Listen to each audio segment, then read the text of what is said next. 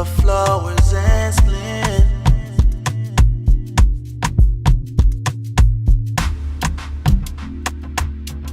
To the sounds of violence.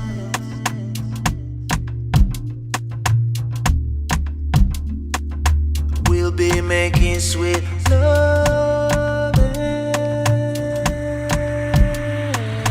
You make me believe that this something is real. In my wildest dream, can this be something real? And if it's not real, I don't wanna wake up no more. Not real, I don't wanna wake up no more. 'Cause my do do do do do do do do do do is real. My do do do do do do do do do do is real.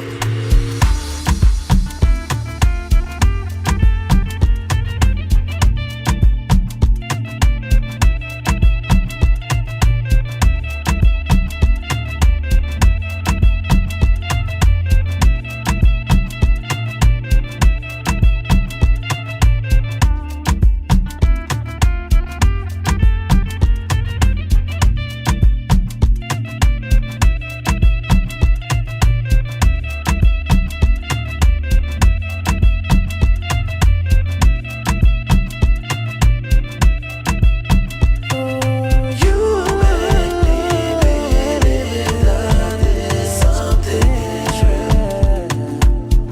My do do do. In my wildest dream, can this be something real?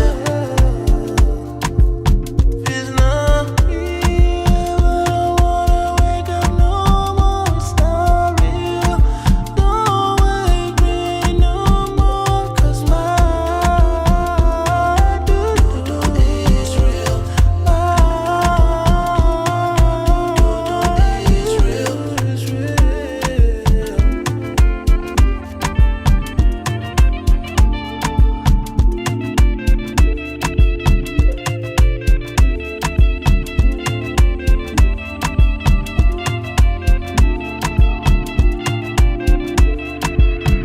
Laissez-moi, laissez-moi, doudou. Laissez-moi, laissez-moi, doudou, ma doudou.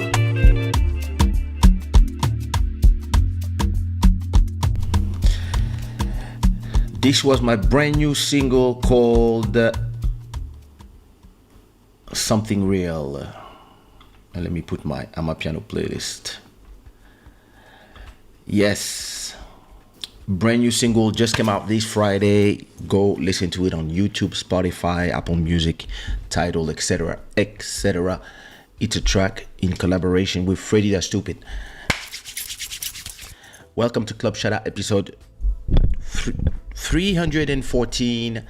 I hope everybody's doing good. I hope everybody had a great weekend. Listen, I almost didn't come live tonight. Almost.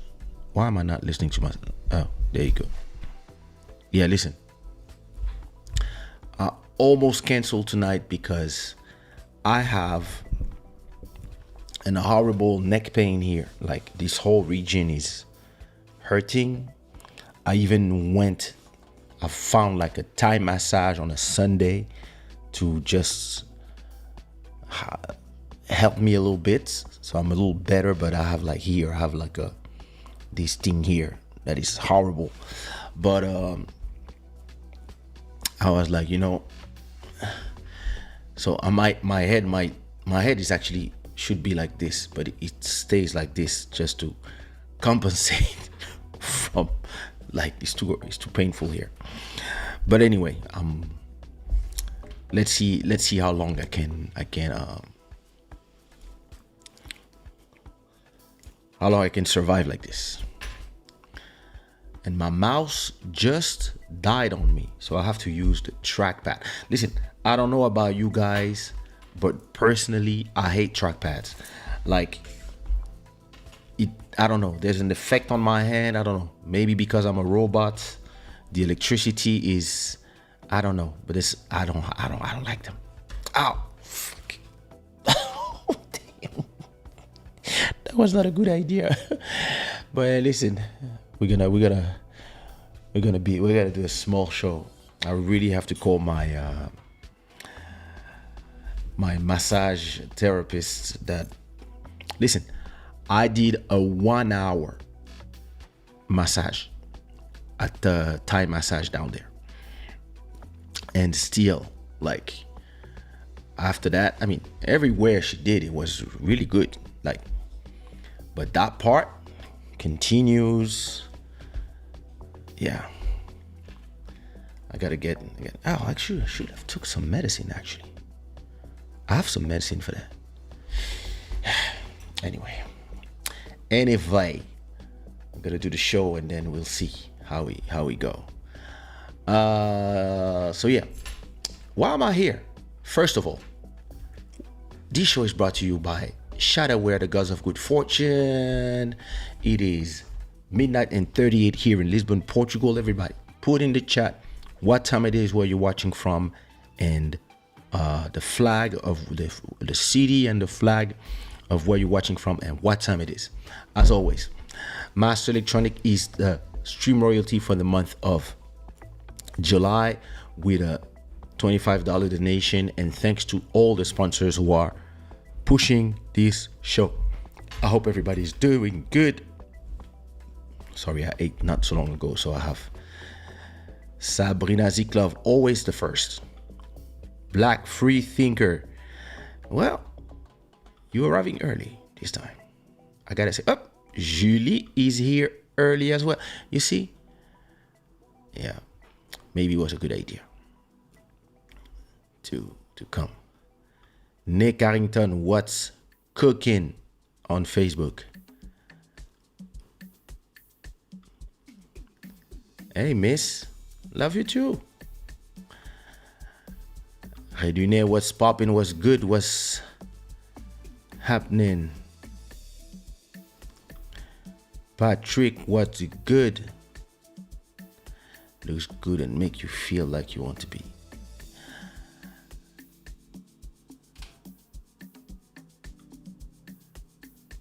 Listen, I regret this decision.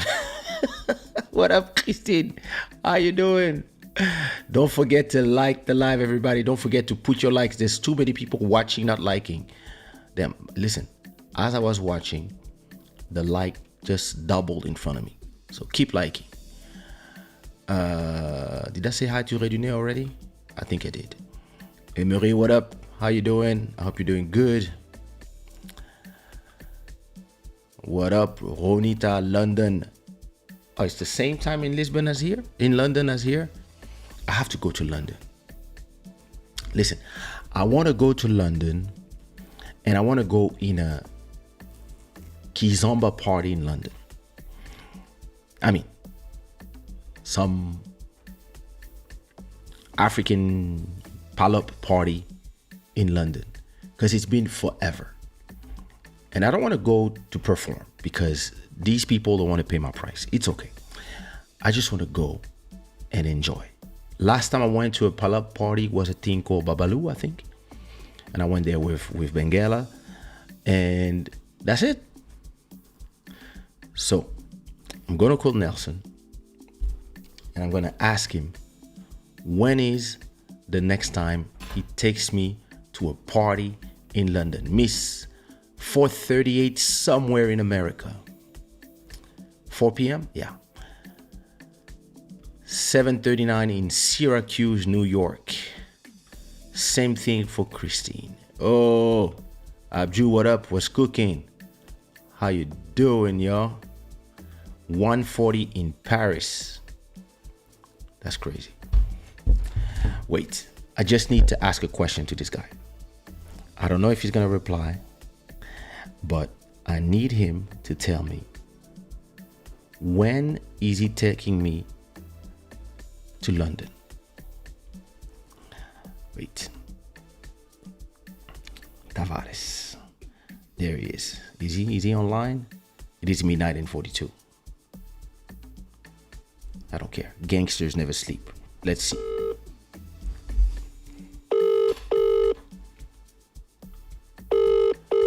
Montreal. 7:42. This guy's not gonna reply.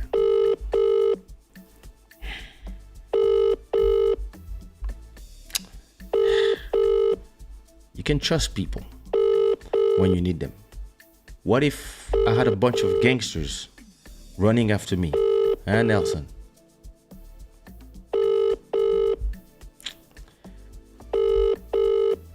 What if I needed you to come and knock out somebody? You're not even here, not even replying. Wow. I guess.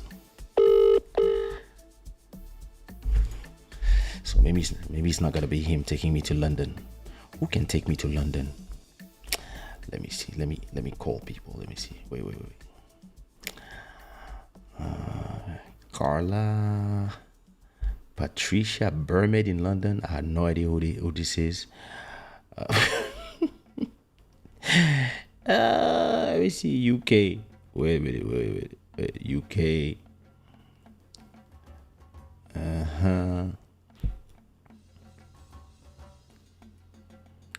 Carolina. I have to find somebody to take me out in London. Tanya has 2 kids now. She's not gonna take me out. Maybe DJ Paparazzi. Maybe DJ Edu. Maybe Eddie Kadi. Vanda May is getting married, so she's not gonna take me out. Definitely not. Basil now lives in far away somewhere. I have to find.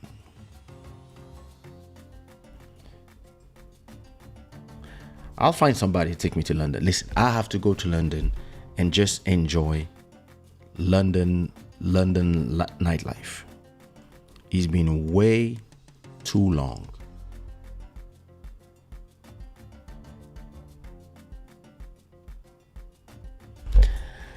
Anyway.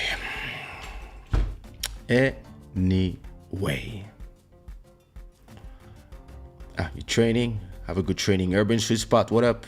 Happy Sunday. Jadilza, hello.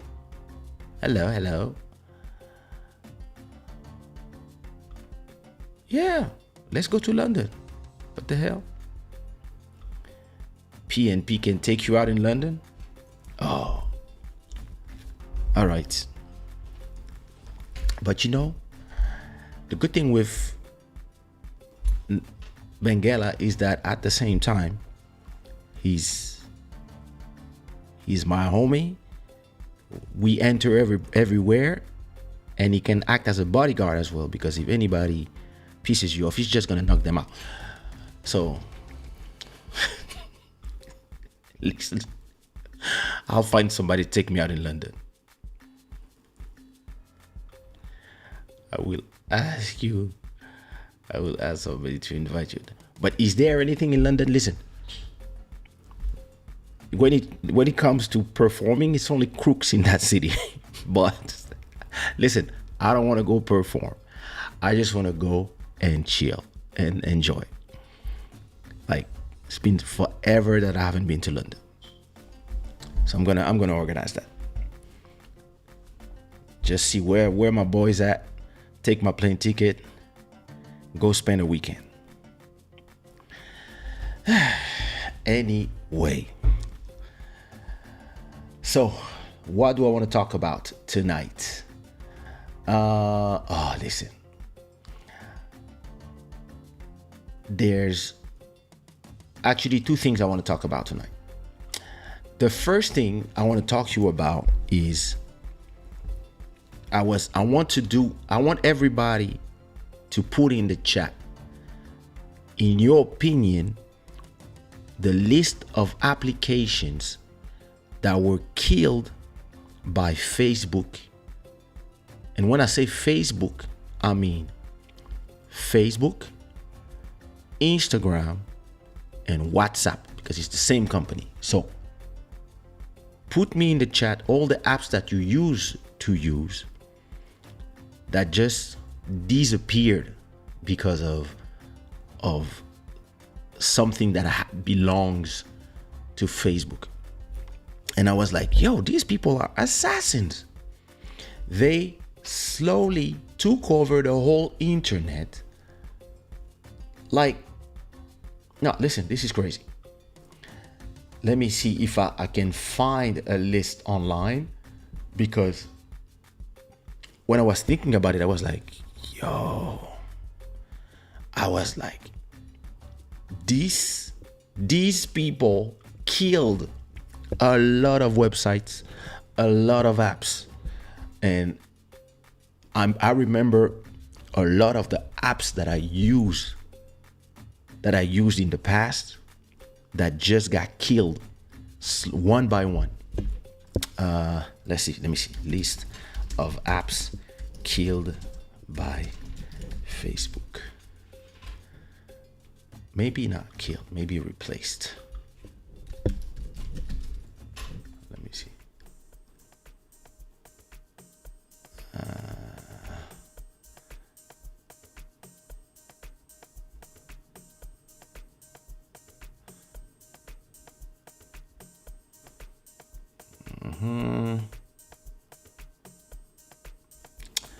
It's not giving me nothing. Listen, I mean, I don't even need to look online. I know personally. First of all, I remember when I had 37,000 followers on MySpace. And MySpace at that time was like huge. But listen, some people, you would go to their MySpace page, they had so much stuff going on, like music playing, flash animations, that their page would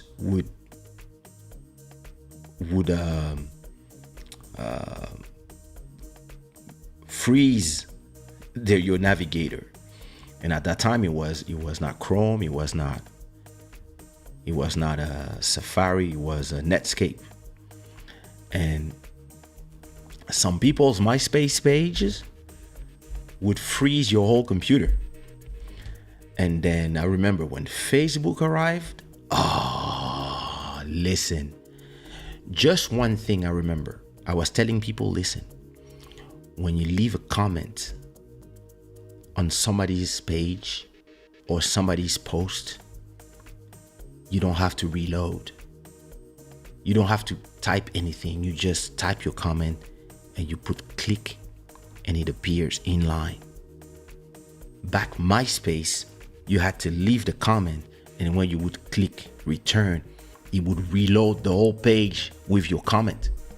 And if it was a heavy page, it would take forever. And then Facebook arrived. First of all, there was no modification, no personalization. It was just your photo. Everything was white and blue. And I remember everything would load fast. And then when somebody posts something, you put a comment and your comment just appears like magic. Puff. And you put a like, your like just appears. And listen, today, everybody takes these things for granted, but inline commenting and threading, the fact that when you comment to somebody's comment, it just goes a little bit like this to show what you are commenting on, and you can have discussions without having to reload all the time. Yo, back in the days, that was crazy. Today, yeah, you guys don't care, but back in the days, I was like, okay, I'm done. And I went to Facebook. I don't even know when can I know when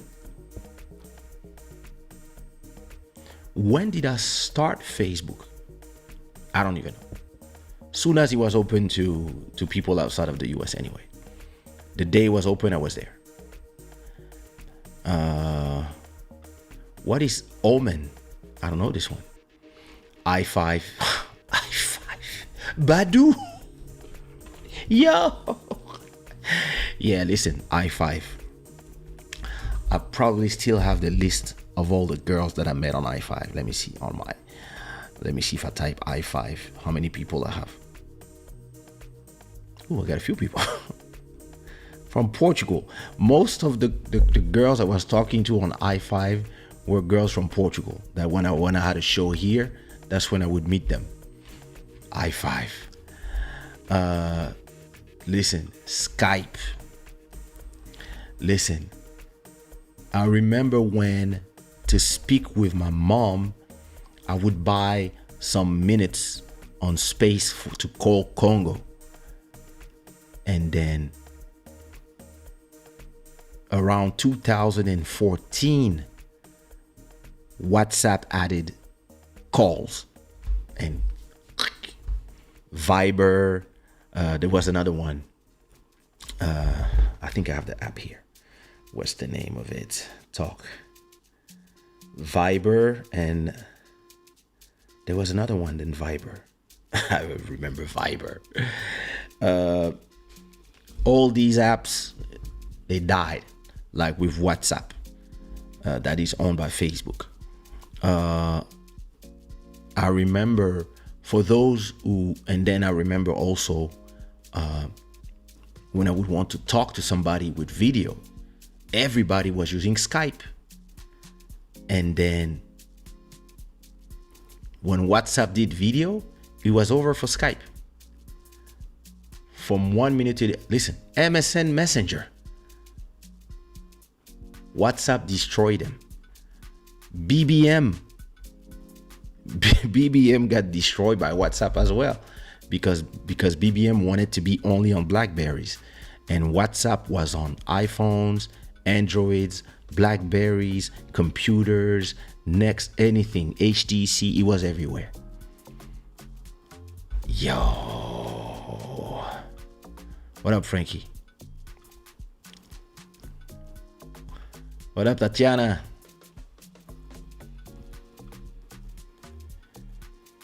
Chubira, what up? High five. iMeme. Oh, iMeme. What did... And iMeme was what? I'm trying to remember what... Because I had an iMeme. It was live streams. I feel it got more destroyed by Twitch and YouTube. Skyblog as well. Badu.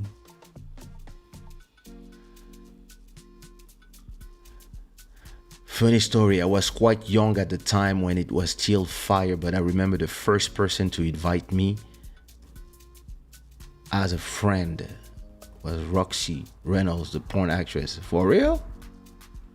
Nice, that's cool.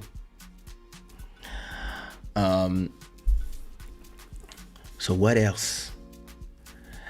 I don't know if you remember, but for those who were into posting photos, before Instagram, that is also one of the assassins of Facebook. Before Instagram, there was also Flickr, and Flickr was before mobile took over. When we were still using computers, everybody was posting their photos on Flickr.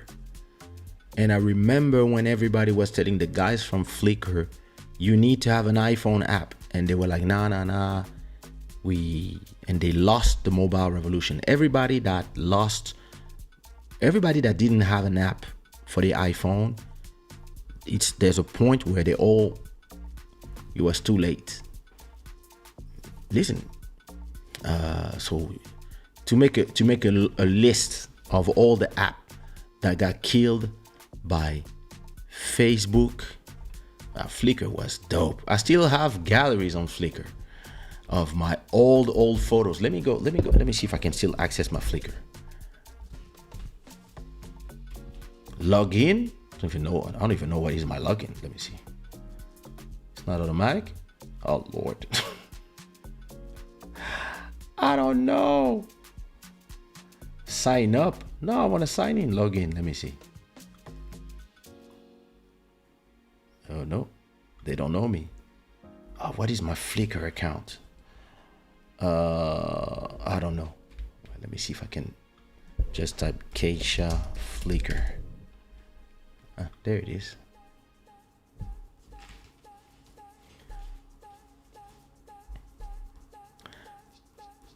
Master Electronic, what up? The stream royalty is here. Look at this. That's my Flickr. Wow. I have 23,000 photos in there. Wow. That's me with Elisio, with 70,000 people in Cape Verde. That's shooting the video clip for Ondiqua with AC Jordan and Elisio. This is me in Mozambique. My Flickr is still here.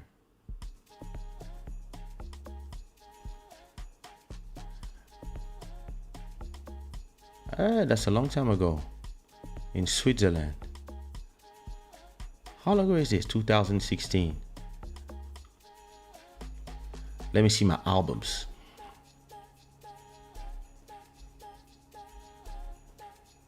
(2010). Lord, I've been online for a long time.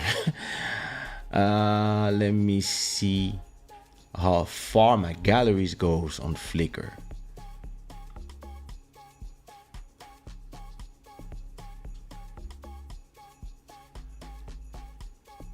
I have to import all these photos. So let me see. Sushiro clothing. So listen, I have Sushiro stuff. This is an album from when?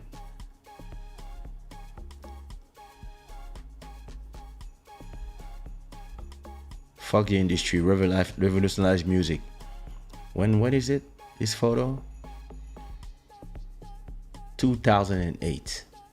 Okay, let me see if I can find what are my first photos on Twitter, on Flickr. Flyers, Nike, landscape, my tattoos, me, myself, I, ladies.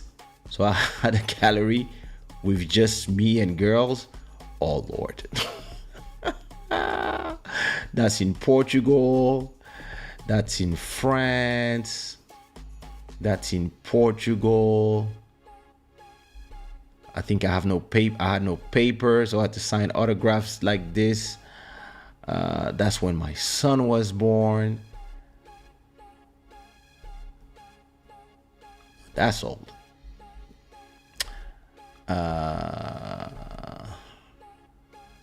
My gadget, hotels,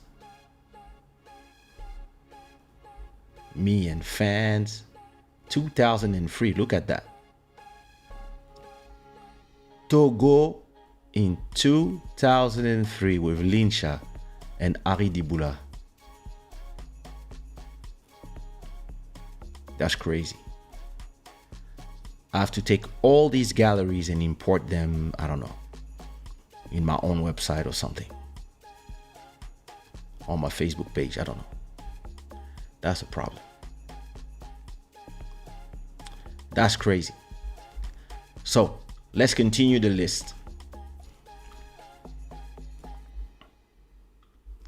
Wait, let me see. All right, perfect. Let me continue the list. So I would say MSN, the list of apps that were killed by Facebook. So let me take the three of them. So I will divide them. Facebook killed MySpace, i5, Skyblog, Party Peeps, and I believe that Facebook killed all the websites because we all used to have WordPress personal blogs, and Facebook killed everything. After that, I would say that when Facebook bought WhatsApp, I believe that WhatsApp killed Badoo, Viber, MSN Messenger.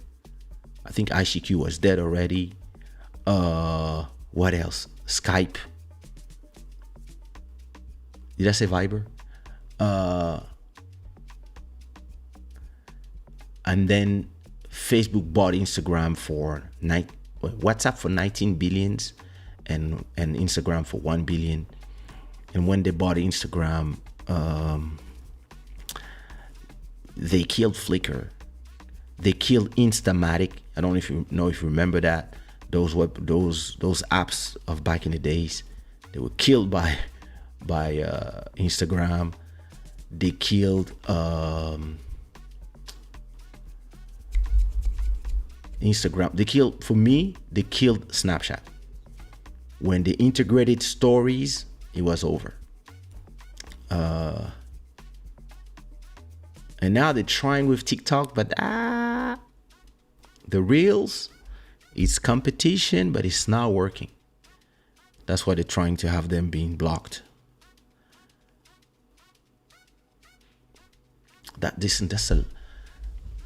They didn't kill Google Plus. Google Plus killed themselves because they were just a very bad app. It was a nightmare of a social network. Very badly done. And who's sending me a message? Let me see. Sorry. Yeah, listen. That's an impressive list of victims. These people just had everybody. It's crazy. Yeah, I see when you post on Snapchat, I receive notifications. I never go there, but I see your notifications. Oh, Lord. Anyway. Well, listen. It's I was having this conversation with a friend about threads and versus Twitter, and it's funny. I think the excitation of threads died already. And I would not say it's a done deal, but I think we already arrived to this point where you have TikTok, Instagram,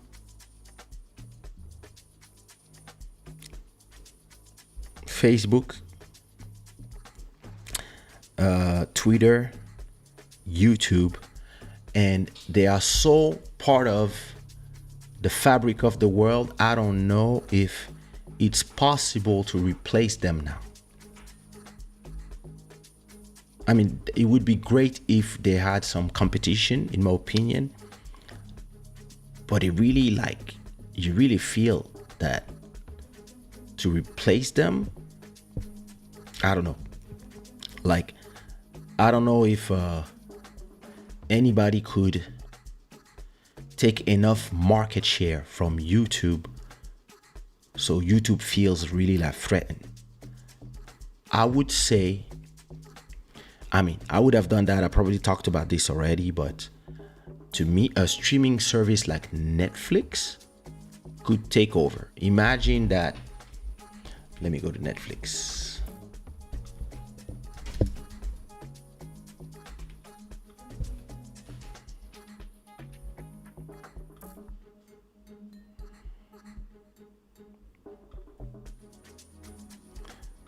Netflix. Why are you always forgetting me? All right. Now imagine I'm in my Netflix. Okay. As with any mystery, we gotta lay out the remove the facts. sound? What is it we know?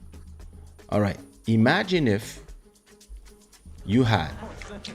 How do you remove the sound? What? Here. Now imagine if you arrive on Netflix, right? And okay, you have all these movies, But imagine if here you had something like, I don't know, Netflix Tube or NetTube or whatever, some brand they invent where you can also watch stuff that is made by people like me. Imagine that.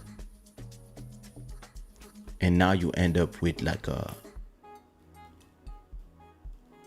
real, like a, you know, a real competitor to YouTube with like home TV show, that, and then you have like, you click here, imagine, and then it's a bunch of channels, videos from just like YouTube. And imagine it's everywhere Netflix is. Boom, no ads, because if you watch Netflix, you're already paying, so people get money from the ads. From whoever watches. And imagine you can do live on Netflix instead of YouTube. Lord, to me, that would maybe put a dent in YouTube's hegemony on the video on demand service. Because in reality, YouTube is way more powerful than all these places. And I mean, you know, Prince Honore have from Lagos, what up? Sabrina loves Instagram. Yeah, I saw that Twitter is becoming X. He's trying to turn it into a WeChat. That's interesting. What's popping, Dan? Anyway, before I go heal my neck that is hurting, I have to start recording. I don't even know how many. Let me go to my Spotify for artists to see how many songs I have until I have to start recording again. I can't believe I have 1 million listeners a month. That's crazy. How many streams? A little less than 5 million. All right. Good per month. Let me see my upcoming tracks. Music.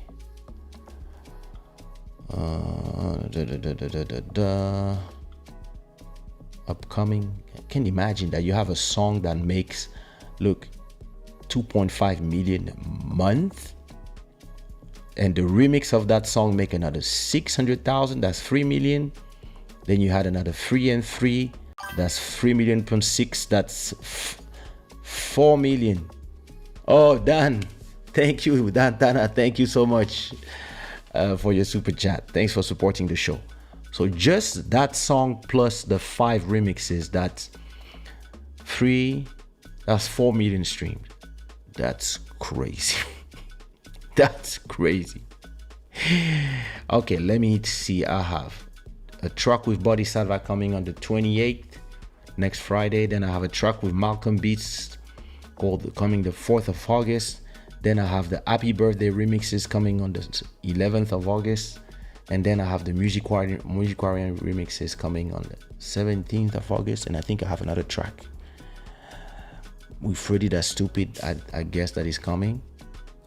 Okay, I have to start recording if I want to release stuff for September.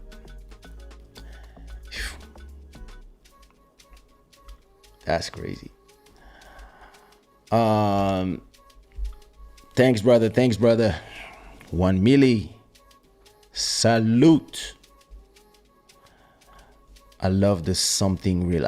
Thank you so much. Yeah, I love the vibes as well. As soon as I heard the beat, I was like, boom, I recorded everything in 20 minutes. That was crazy. All right. Let me talk to you before I go about this Yo, listen.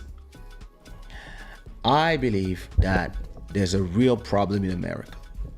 And usually when there's problems in America, they arrive to us. But we don't know yet. Oh, Lord. Wait. There's some new stuff. Wait.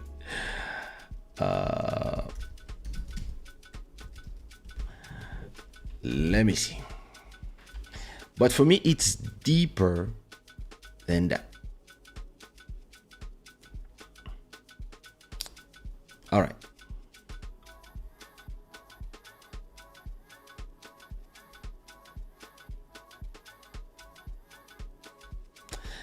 Okay, it started like this. And I want to talk about something that is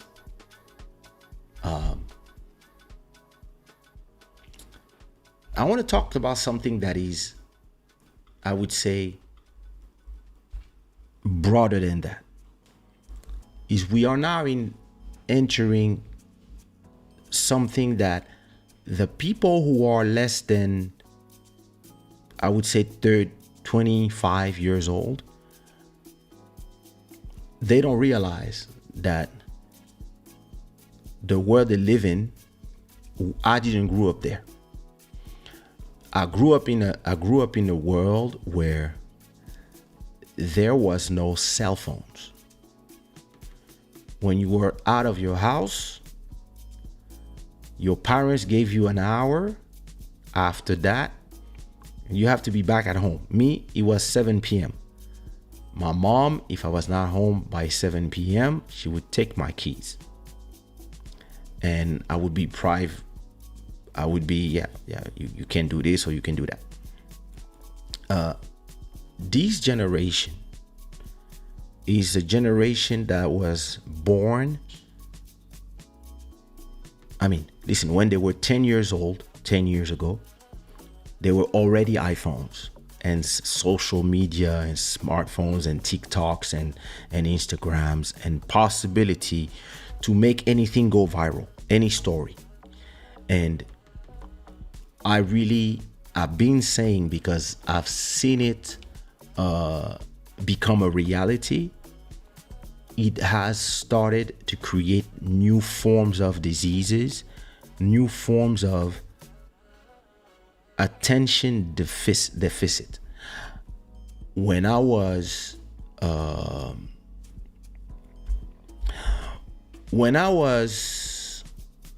a kid, listen, if you wanted attention from your parents, maybe the people at school, and maybe when you would go to the club. When I got in my teens, maybe that nice girl in the club, or maybe the cool guys in the club, but that's it.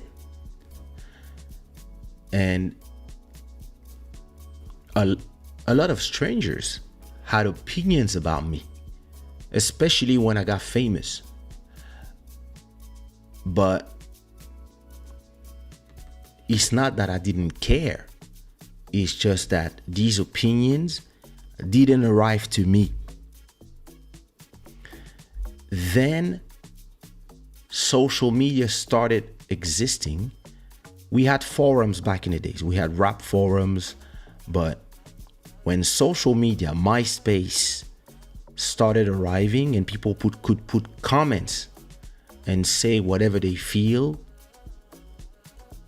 that's when these problems started. And then user-generated content made new types of famous people. Because back in the days, to be famous, you had to have created something, did something specific. Be a president, be a rock star, be a rap star, be a famous poet, be a something. You needed to have a certain talent at something, or have done something amazing or evil that everybody knew about. And those were the people who were famous. But then people started becoming famous just from being in reality shows. And then everybody could create their own reality show with Instagram, TikTok, Facebook, etc., etc. And then there was the rise of the micro star. Back in the days, they would call that. People who were just famous on social media. Back when social media was small, I remember they were saying the rise of the micro star. People who are famous on the internet, they have 50,000 followers, and that was crazy at the time. Or on MySpace, oh my God, he has like 100,000 followers on MySpace. He's famous and he has power over this thing. That's when the influencer started. And then with Instagram becoming so popular, everybody could post stuff. And then TikTok arrived, and then this generation that was born on social media, and that is a generation of weak people that are sensitive about everything, and they want to victimize themselves on anything, started becoming like the new adults. And with that, they really came with an attention deficit that we never had. Because when you wanted some attention, you had to come out your house and go somewhere to get it. Go dance in the street on Trocadero in Paris, go in the party, take the microphone, rap. So that's how we would get attention. So when we were at home, we were not feeling that, oh, I have to impress somebody, because we were at home and there was no possibility to impress people. So it was just, your parents or whoever was at home. But then this became the window to outside, and you didn't need to come out to get attention from strangers online. And now you could just post something and have millions of people say something. And then you have a whole generation that don't know what it is to not have a phone like I do. And this generation, they wake up, the first thing they do before they pee, they check their phones. They check the notifications. And they check if whatever they post have comments. And if there's no likes and no comments, they feel bad, as if something wrong happened. And this is because they need the attention of a bunch of strangers who are not in your street, not in your country. They are somewhere online. And the same people that you want their attention, them too want the attention of other people. Or some people, they will put comments, the most crazy comments, just so that people reply. And because for them, it's a form of attention as well. Oh, somebody put 100 likes on my comments. My comment created a conversation. Boom, dopamine. And this has created monsters like Jussie Smollett, Meghan Markle, Amber Heard, and so on and so on. A bunch of people that used to just want to be able to exist, but now they don't want to exist and be left alone. They want to exist, but they want your attention. They want to be on the forefront. They want to change stuff. They just want to be on the news every day. And it leads us to people like this woman. I mean, listen, I don't know yet I'm not sure if she lied. I mean, it feels like, or if people don't know yet. But today, the fastest way to be famous all around the world is to play the victim. But it can backfire quickly, and you can be the center of attention of the whole wild world when maybe you just wanted somebody in Alabama to know about you. But then the whole world goes because of TikTok, Instagram, and all these things. I remember when I started seeing posts. And the problem is, do you have real victims who have to not be believed because of all the grifters? And that's why this idea doesn't come from a bad place. It comes from a place of a positive place. Protect all women. Believe all women. Believe all victims. This comes from a good sentiment. But it's not realistic. It comes from people who are in the illusion that the world is not full of people who will use and misuse and abuse the things that everybody puts in the goodwill. Because the road to hell is paved with good intentions. And the people with good intentions, sometimes they want to force things. They want to force a movement, but they don't want to think. Like,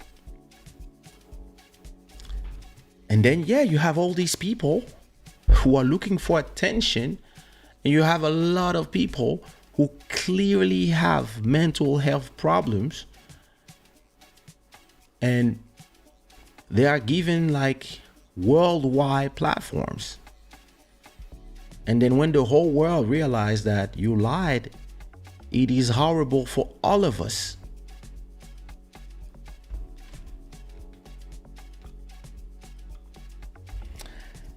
Carly Russell, a missing black woman and a social media frenzy. Explained.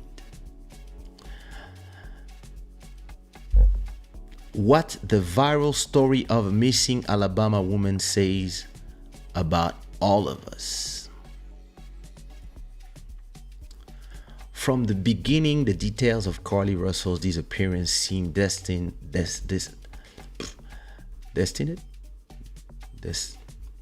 to cause an internet frenzy. Russell, a black 25-year-old nursing student, went missing from the side of a highway in Hoover, Alabama on the night of July 13, shortly after calling 911 to report a child wandering alone on the side of the highway. I just thought of a Dave Chappelle joke. Russell's brother's girlfriend, Russell's brother's girlfriend on the phone with her following her 911 call reported hearing Carly scream and what sounded like the phone being dropped. When the police reached Carly's car just a few minutes later, a 911 call, they found her phone and wig nearby, along with her purse and the food she just picked up for dinner inside of her car. Neither Russell nor the toddler was anywhere to be found. Russell's disappearance went viral on TikTok and other social media platforms, and in the days following received national media attention, international even, as law enforcement agencies searched for her. The chilling details surrounding her disappearance and the prospect that a child was used to lure her into danger likely contributed to it going viral. Fears about human trafficking and abduction have become a bigger part of the national conversation in recent years. Then 49 hours after she went missing, Russell showed up at the doorsteps of her family home. Everyone who'd been following the case had a lot of questions. So apparently did the police. In a news conference on July 29th, Hoover Police Chief Nick Derzis revealed that detectives had been unable to verify many of the things that Russell had told investigators in the brief interview she gave them following her return. According to Derzis, Russell said that after calling 911, A man emerged from the trees near the highway to say he was checking on the child. She then said the man forced her into a car, and next thing she remembers is being in the trailer of an 18-wheeler. Russell said that the man who kidnapped her had an orange hair and bald spot, and that she heard the voice of a woman who was with him but never saw her face. At one point, she said she managed to escape from the trailer but was recaptured and taken to a house where she was forced to undress and be photographed after being put in another vehicle. Russell said she escaped again and was able to make it to her home by running through the woods. Naked? Anyway.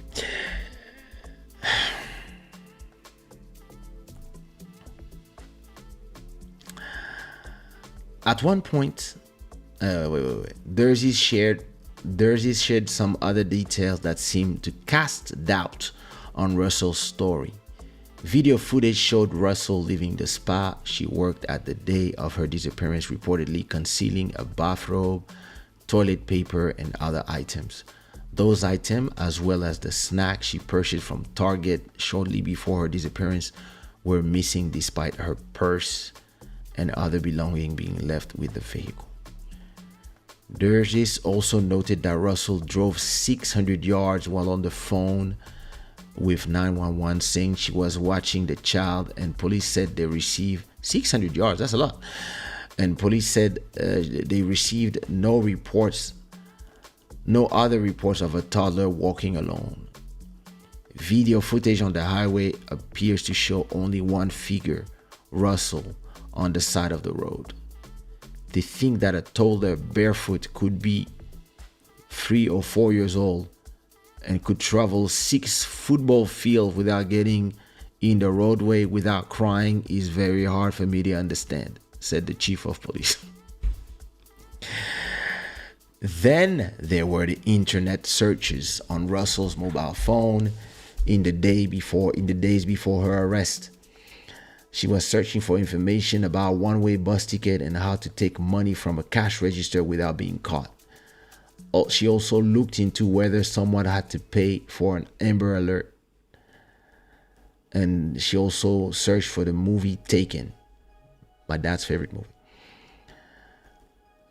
in which Liam Neeson plays a dad who hunts down human traffickers who kidnap his teenage daughter and her best friend. I do think it's highly unusual on the day someone gets kidnapped that they're searching the internet, Googling the movie Taken about an abduction. I find it very strange. Well, damn, that's a long article.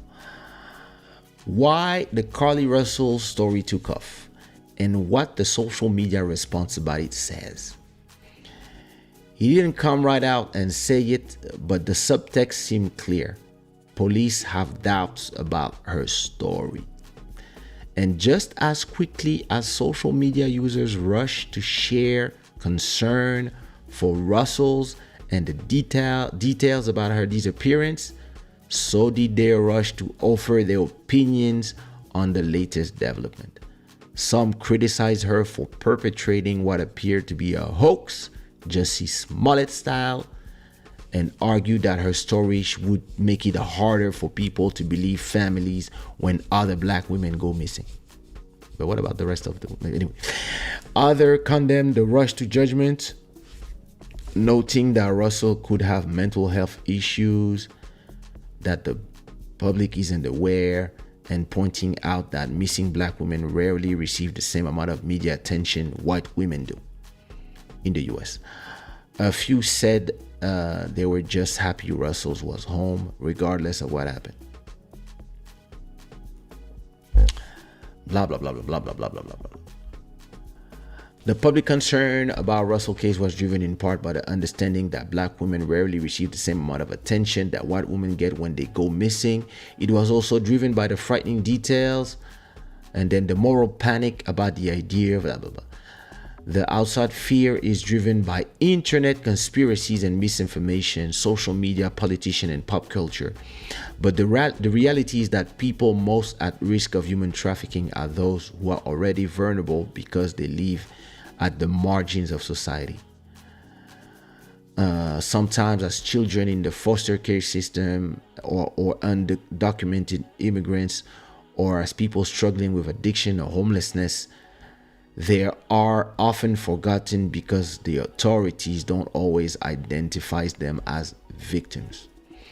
In this case, it seems clear that while our culture is obsessed with salacious sounding crimes, we're also, whatever the truth of this case turns out to be, deeply fascinated by the idea of scam artists. There are unfortunately countless real stories of black women and children like Relisha Rudd, an 8-year-old who went missing in DC and still hasn't been found. As the Black and Missing Foundation stated this week, we must remain vigilant and not lose sight of the bigger picture while we await additional information. For years, the foundation has been sounding the alarm on the plight of missing black and brown people from around the country, and their story rarely go viral. Let's keep hope alive for these families and channel our effort to bringing them home. The public and the media will likely move on from Russell's story soon. Finding Rudd and other missing children and adults remains just as urgent as it was before social media discovered the Russell case, and will remain just as important once it moves on. And apparently now the boyfriend is begging the public to stop bullying the girl.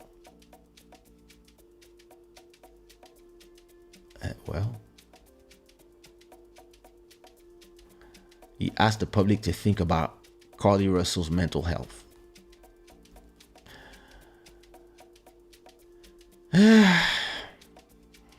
I know what it seems like what she did.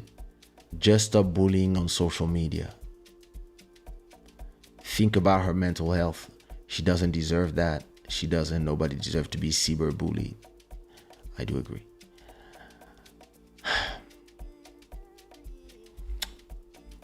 What do you think? Listen, I said everything I had to say before reading the story. To me,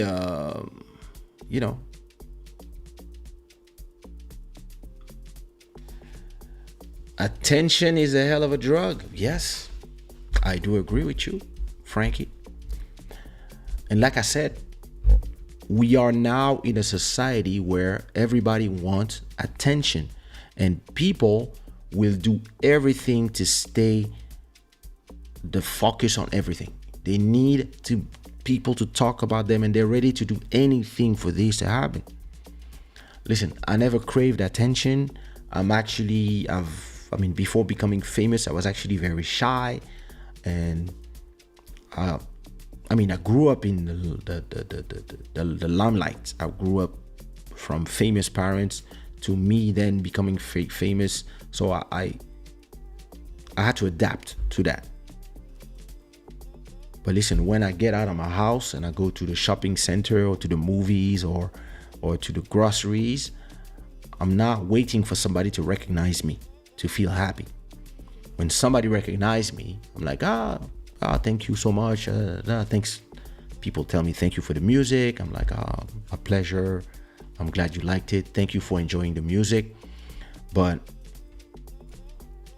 there can be a whole week passing and nobody recognize me. And then there's days like this week, for example, the whole week, everybody recognized me on the street. Everybody.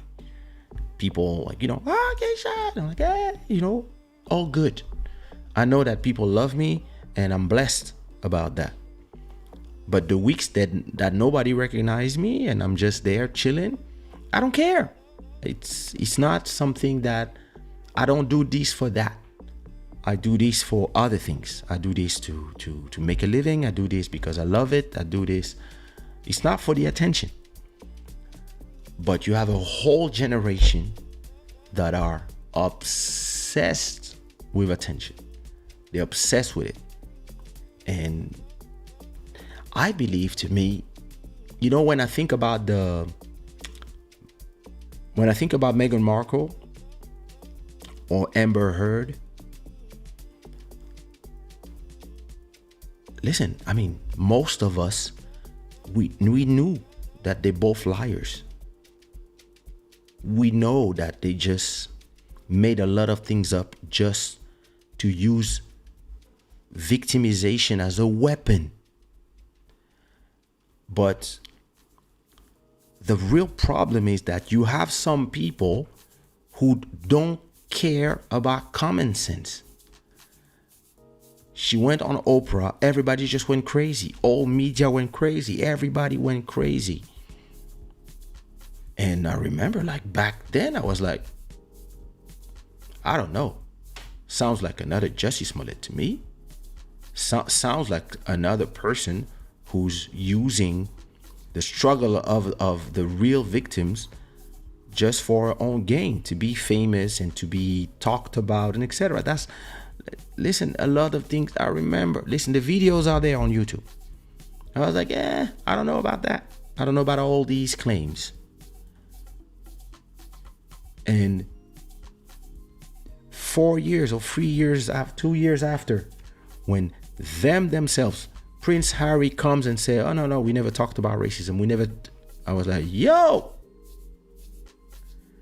And then all the people who went crazy and been defending them, they don't want to say something. Same thing for Jussie Smollett. All the people who went crazy for him, they didn't come and say, yeah, well, listen, we are sorry for this guy, or for supporting all his claim and going crazy and saying all these things, when in reality, we got fooled as well.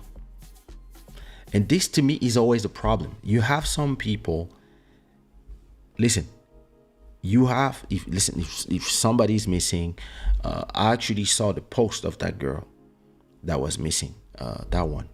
And I think I reposted it, because I always repost that, which is why these people can just use the kindness of the heart of everybody and just misuse and abuse it. The problem is, once you realize that these people, there's something fishy, all the people who were just rooting for them or all these people, they don't come forward and say, we are disappointed. No, they don't want to say something, because they're like, no, it's gonna hurt our brand. And then they just look at everything Disney did to Johnny Depp. Look how somebody that everybody loved, his name got thrown in the mud. He got insulted. He got treated as an abuser. And then he lost all his jobs. Disney just put him away. They put Amber Heard in all the magazine. She became the poster child of all the feminists. She became like the mascot of feminism and etc. She was speaking at events, etc. All this for in the end to realize that all this was a lie. She invented everything. What did Disney do after that? Nothing. They didn't say we were wrong. They didn't say we're sorry. All the media, they never come and say we're sorry to the people who are wrongly accused. They just move on to the next story. And that, to me, and they're trying to find, but you have to understand, no. Accountability is important. If people don't realize that you want to be in society, you also have to learn accountability. And it's not the same subject, but I believe that right now in the US, one of the reasons why people are starting to be tired of the whole trans narrative and women in the bathroom, women in sport is not because people hate them or are transphobic. I really believe it's because they too are abusing the victim narrative and are abusing the wanting to be in the forefront. Back in the days of my trans friends, my LGBT friends, they just wanted to be left alone. They just wanted to live in peace and not feel threatened by people. And we were protecting them. Listen, we're talking about 20, 25 years ago. We were telling people, hey, anybody touch that person have problems with us. And these people were just saying, listen, I just want to chill, listen to the music like everybody, dress how I want to dress, and etc., etc. And that was it. But now people want the attention. They want more than, they always want more. So it's not the same subject, but it comes in the same umbrella of we want the attention, we want to be talked about, we want to be victimized all the time. We want to use the victimization to push forward something. And this is hurting the majority of people who just want to be left alone. This is hurting the majority of the victims. It seems that people are just, and when Justice Smollett did his thing, he hurt not only all his co-stars in Empire, he also hurt a whole movement of people who want to be left alone. And all the people who cried for him, all the people who were like, oh my God, I can't believe in America this is possible. Like, all these people were like, why? And this girl, yeah, it's the same thing. We'll see where the story goes. But I'm telling you, the real problem that social media has created, and we all have to be careful with how we're going to raise our kids, is the attention deficit. Everybody is obsessed with the opinions of other people so much they are willing to do everything because they see the example of other people who use and abuse the system and the kindness of the heart of all the people who are just sensitive about everything and repost, and they become rich, just like Amber Heard had millions because of her fake victimization. It gives ideas to a lot of people. Look at the case. I didn't talk about it on Club Shada because I want to see until the end where it goes. But look at the story of Jonathan Majors. Rising stars, it's over. Career, it's over. Because an ex-girlfriend said that XYZ, and then she was clubbing, she was chilling. But at the same time, she was saying she was a victim. And listen, we don't know yet, but as the details emerge, you start asking yourself, oh, did we bury him way too early? And it becomes a world that is dangerous to navigate. Because listen, I had a few crazy exes. And I imagine if back when I was super famous, let's take 2003, On Dit Quoi is the biggest song in Africa.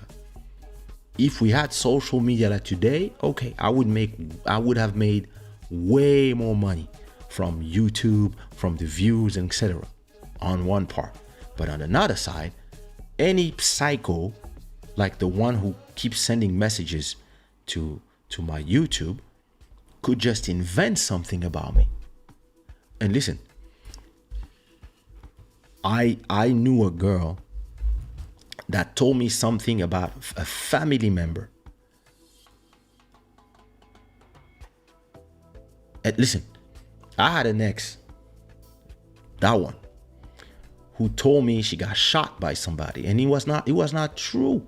She told me her ex shot her, when in reality she shot herself.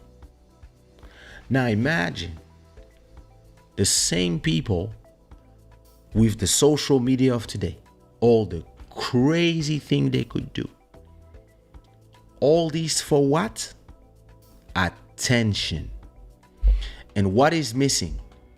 What is missing, Urban Sweet Spot? You are completely right. It's common sense. All of us, we don't use common sense. We are just emotionally drawn to these stories. We see something, we just go crazy. I don't know if we remember a few years ago, there was this YouTube guy who invented a fake thing in an airplane. I remember watching it on YouTube, and people were like on the plane, and he like, I don't remember what was the thing, but I remember commenting on Twitter and saying, yeah, we are with you, brother, da, da, da, da, da. And then 2 days after, we realized that all this was something he invented just for attention and having followers. And then I was like, damn, I went to find my comment and remove my comment. But I was like, you know what? When stories occur, before saying something, posting something, reposting something, I'm going to wait a little bit just to see, just to make sure. But the problem is now people are starting to use stuff like missing people. They're starting to use things that there's a certain urgency when somebody gets missing, when somebody goes missing. There's this urgency that we have to find her quick before something happens to her. So everybody goes crazy and everybody reposts, and then you see it everywhere with social media. But then when you realize it's not true, everybody gets angry, and not everybody's hating these people, and not everybody's saying, yeah, but think about her mental health. Yo, it's complicated. It's compliqué. But what are we gonna do? It is what it is. Yeah, her story is chaos. Listen, it's remember the Jussie Smollett story? Everybody was like, it kind of makes no sense. But yeah, listen, the guy went and bought a noose. Yo, Jizzle, what up? Thank you so much, brother. Next objective, 2 million. Yeah, Jonathan Major should be, I mean, that's exactly what the justice by social media and media is something I hate. Is the people want the story so much that you are guilty before you are even proven guilty. And nobody ever asked, yeah, maybe he's innocent, especially if we talk about certain accusations. If somebody accuses you of something, it's over. And people can weaponize that stuff. Did she shot herself by mistake? No. She shot herself because I remember she was jealous about something. I mean, it was their story. And then, she shot herself. And when I met her, she told me, yeah, when I was, we were naked, and I was like, yo, what is this? And she was, I got shot. I was like, yo. And then, after a few time, a friend told me, nah, that's somebody knows her well. Told me, nah, she shot herself. I was like, yo, why? She's a little crazy. I was like, oh. And then I realized, yeah, she's crazy. And yeah, she's the one who sends me all the crazy messages now. She sent one not so long ago. Exactly. But when you question a story now, you are looked as a victim shaming. That's why we are in this era now. Yeah, exactly. People hate just a little bit of common sense. Just if you say, well, what about this? People, now you are victim shaming. So I had a conversation with a friend and we were having a debate, and I was telling him, he was telling me, if somebody is a victim of rape, the person is never victim. He's always the victim. And I was saying, yeah, of course, it's a victim. But the conversation with me was, but what about accountability? And what about responsibility? Do you believe that sometimes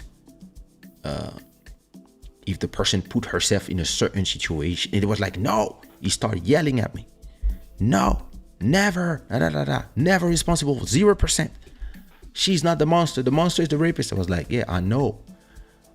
But then I was like, okay, imagine if there's a place when people always end up getting molested. It's a park and it happens at 3 a.m. and nobody has to go there at 3 a.m. and we tell this person don't go, and she wants to go, but we told her don't go, and she decides to go and dress very sexy and go to that park.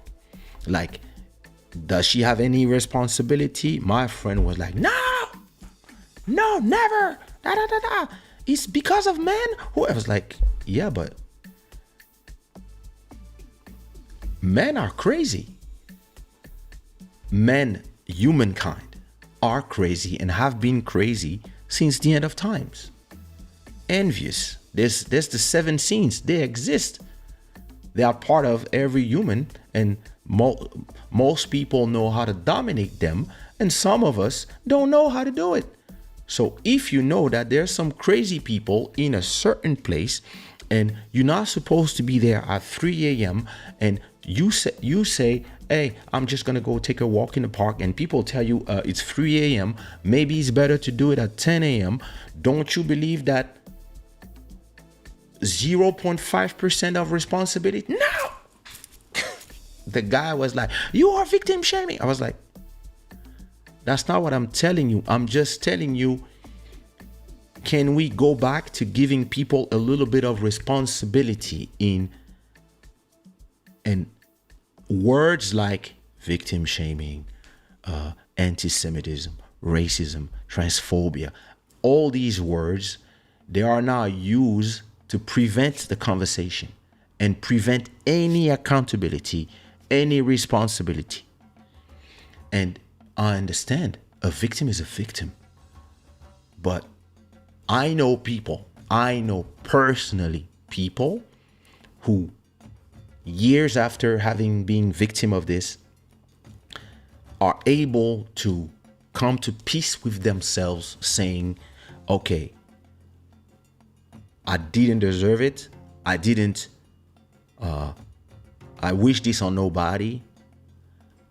But the fact that I was in that place at that time and I knew that it was dangerous, at a point I take a little bit of accountability, responsibility. I don't listen. And it doesn't listen, even if it's 1%. I think it's important for people to also realize that we all have bad luck happens. You can go out in the street, receive a TV that the neighbor that was fighting with his wife threw by the window. It falls on your head and you have a cerebral commotion. Listen, this is bad luck. Nobody will come and tell you, yeah, why you came out? No. But if Paris is burning like a month ago, everybody is throwing things, cars are burning, and you decide to walk around with your kid and your kid get burned, I cannot tell you that you are a little bit responsible, not for the situation, but for getting into the situation. Stay home. My friend didn't want to know nothing. And I was like, you see, that's where we arrive. We arrive to situations like this girl because people are not scared anymore, and people never have to take accountability for their actions. People can do whatever they want. It's your body, your choice. Do whatever you want.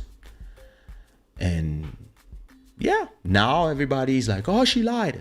Yeah, because everybody can do whatever they want, because everybody is there to entertain everybody who's on their phone looking for something to cry about, looking for something to retweet, looking for something to talk about, looking for something to be angry about.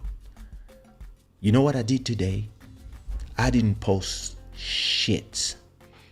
I didn't touch my phone today. I was with my kids.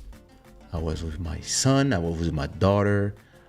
Then they left to hang out in Lisbon, and I stayed home. I was on my iPad doing digital paintings, and I didn't look at my phone. I started looking at my phone around 10 p.m. when I started replying WhatsApp messages. And my post that I posted on Instagram today, it was something that I scheduled yesterday.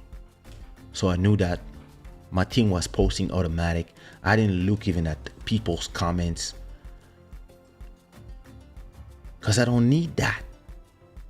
I don't need that to have a good day, to know what people think of the latest stupid thing I posted on Instagram. Some people, they are obsessed with that. And especially this generation that are 30 years younger than me. For them, it's everything. It's a currency. The attention is a currency. To me, you know what currency is? Oh, listen, it's my crypto, it's my money, it's what pays my rent. For them, it's not even a question of rent. It's a question of attention.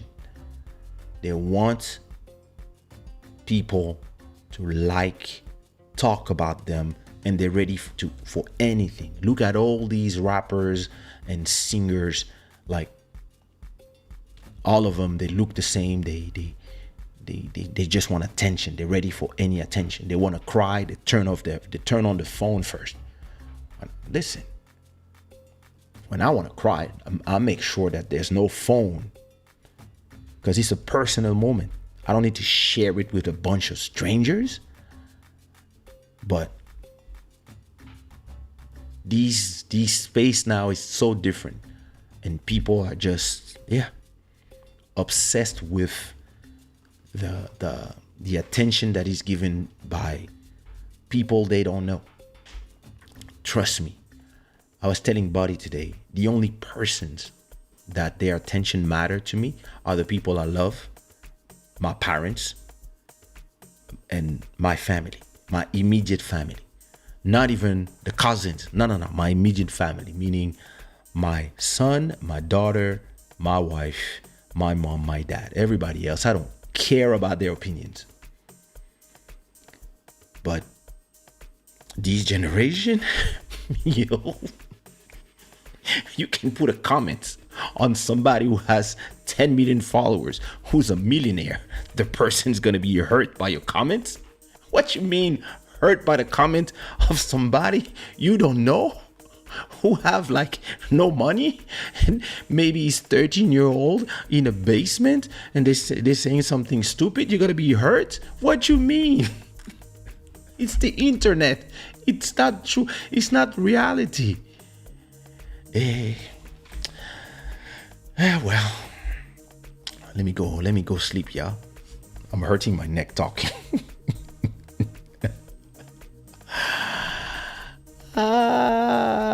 My God, let me look at your comments before I go. People are afraid of having an opinion on anything online nowadays. Indeed.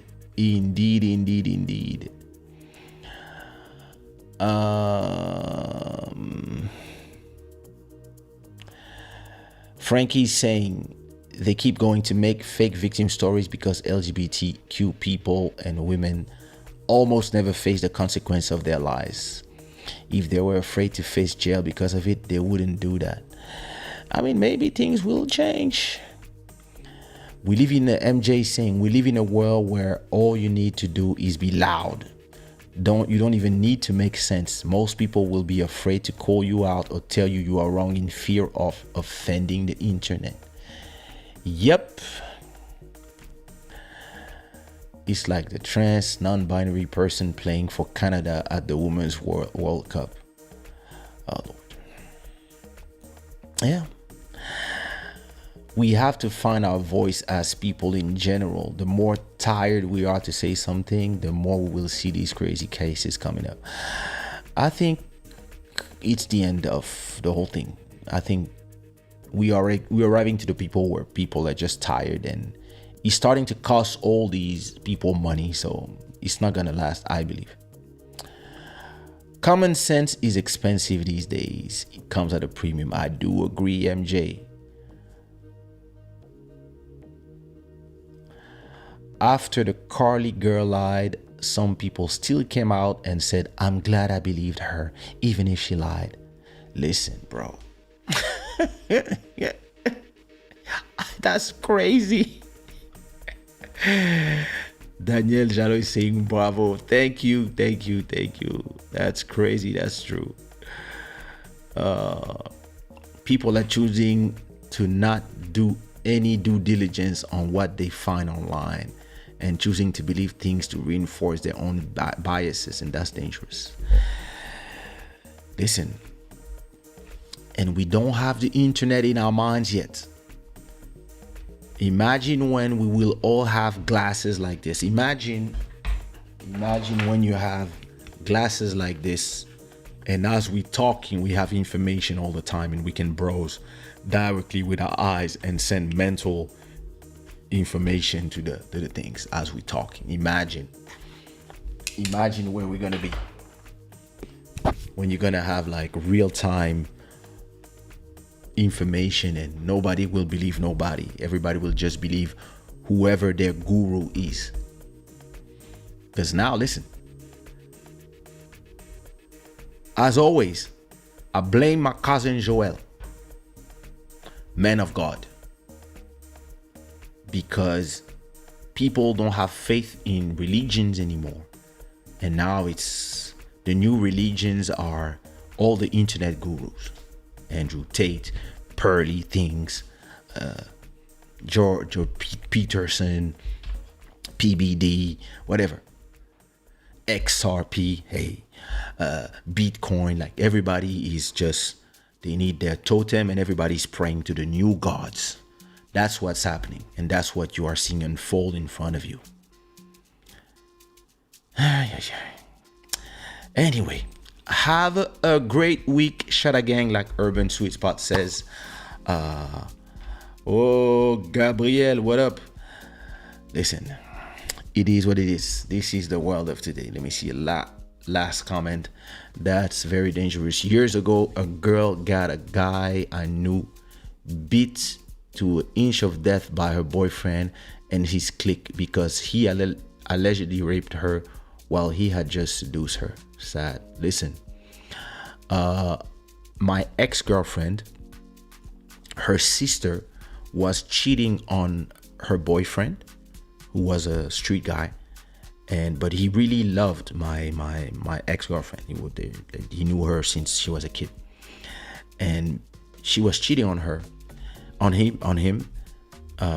And when the boyfriend was looking for her, and he kind of was about to find out why she disappeared, what she said was that I beat up my girlfriend, and that's why she disappeared, because she was with her sister at the hospital, blah blah blah blah. And the guy just went crazy, and he was on his way to my house to remove my ex-girlfriend from my home and beat me up with his friends. And then he had her on the phone. He was like, "Are you fine? Where are you? Where's?" And she was like, "What's going on with you?" And I think we were not even in Paris. She was like, "No, we are in. No, I just had your sister. I didn't see my sister for 2 or 3 weeks, and we're not even in France. Are you not at the hospital?" And she just called in video. We were on a holiday somewhere. And the guy was like, yo, I was on my way to your house. And I think they broke up after a point. But after that, I told her, me, on the contrary to a lot of people, I'm not like this. I just told her, I will never talk to your sister again. And I never did. Fuck her. But yeah, that's what it is. People are ready to invent stuff. Listen, I told you enough stories about crazy exes so you to understand what people are able to do. So listen, I knew a lot of liars. I knew people who, I had a girl who faked her coma. So I know about all these type of things. Anyway, Shada again, I hope you enjoyed this episode. My neck is, all these parties is inflamed. I really have to go heal myself, put a patch, get some medicine so I can have a good night of sommeil réparateur. I'm gonna leave you with my new track that I played in the intro for those who didn't listen to it. Sorry. This is a track called Something Real. It is a collaboration between me, myself, and I, and the very talented Mozambican DJ and producer, Freddy the Stupid. Something Real. Shada gang, bless you, and see you Wednesday.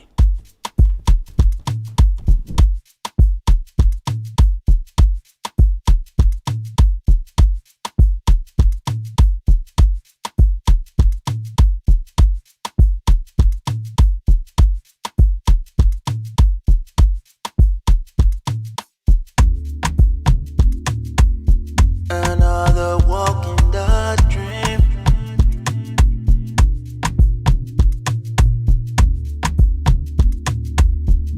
Full of flowers and spleen.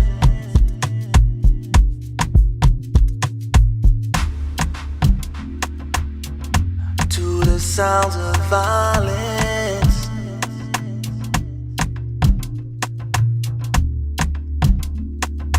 We'll be making sweet love.